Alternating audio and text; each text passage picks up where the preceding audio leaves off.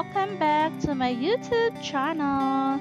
So for today's video is gagawin natin tong simple salad recipe.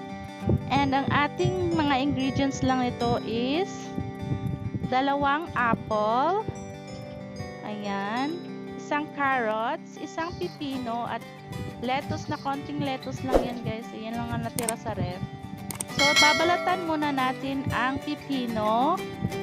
Ang next na mabalatan dyan is yung carrots.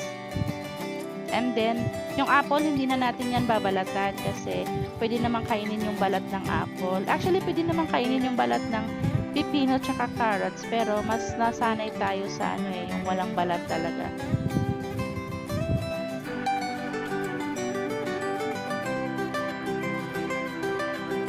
So, ayan, natapos na nating balatan yung carrot tsaka pipino. So, hihiwain na natin yung ating apples. Ayan, tatanggalin lang natin yung sa gitna and hihiwain natin siya ng strips. Maninipis para mas mabilis siyang nguyain.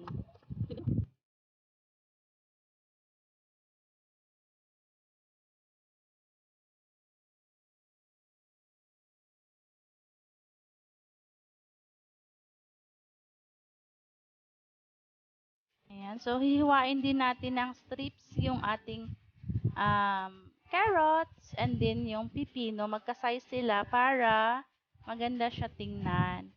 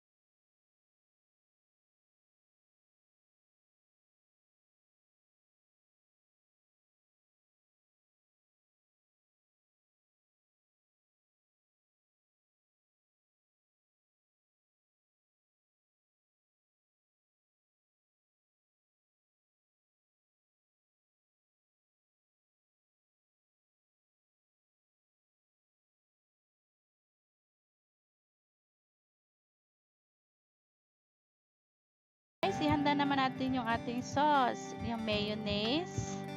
Ayan, meron akong dalawang measuring cups dyan. Isang 1/2 cup at isang 1/3 cups. Maglalagay tayo ng 1/2 cup na mayonnaise. Ayan, lalagay lang natin dyan yung ating 1/2 cup na mayonnaise. And then next, yung ating isang 1 slice of lemon.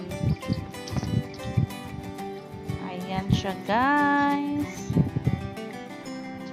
So, ang una muna nating steps is hiwain natin yung lemon. Tapos, i-squeeze natin sa aking small na squeezer.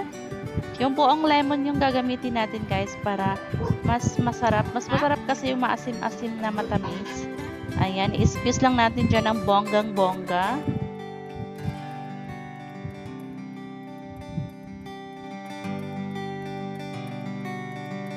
Tayong lemon. Ayan, isang lemon yan and 1/2 cup of mayonnaise and 1/3 cup of sugar. Brown sugar, any kind of sugar pwede. So, ilalagay na natin yung ating sauce sa ating mga fruits. Guys, pwede nyo din gawin guys. Ilagay nyo sa isang bowl at pagsamahin nyo doon. So, ang ginawa ko kasi is niretso ko lang siya sa bowl. Ayan.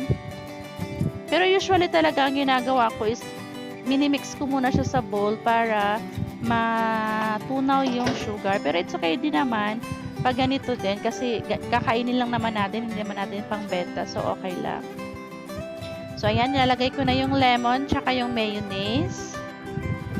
Ayan, ito lang yung simpleng snack namin dito sa bahay, guys. Pag gusto namin ng mga fruits tsaka gulay, ito lang yung simpleng snack namin.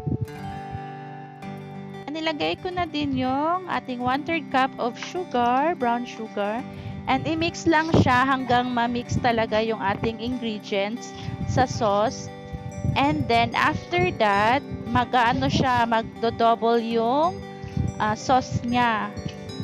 Diyan, hindi mo pa makikita yung sauce kasi kaka-mix lang natin. Pero magdo-double siya once nalagay mo na siya sa fridge at lumamig na siya. Promise guys, sobrang sarap nito guys. As in, sobrang sarap niya, promise.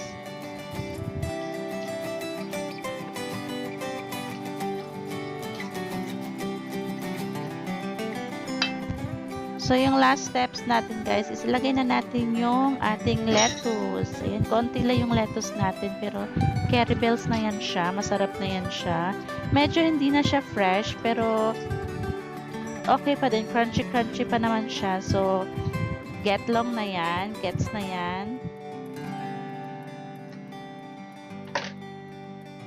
Ayan, i-mix lang din natin ng maigi guys para mahaluan ng sauce yung ating lettuce.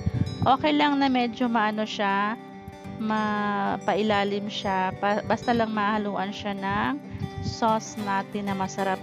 Masarap yung sauce niya guys, na-invento ko lang yan siya, pinaghalo-halo ko lang. So ayun naman, nagustuhan naman ng aking asawa, so lagi-lagi na namin ginagawa to. Nag-add din ako ng pinch of black pepper, ayan, and pinch of iodized salt. Ayan siya guys. So ayan, haluin uli para ma-mix yung ating salt and pepper. Ayan, after that, i-fridge muna natin saglit.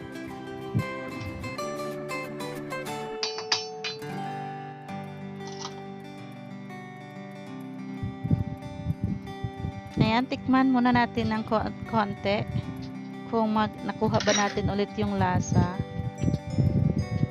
So ayan, approve!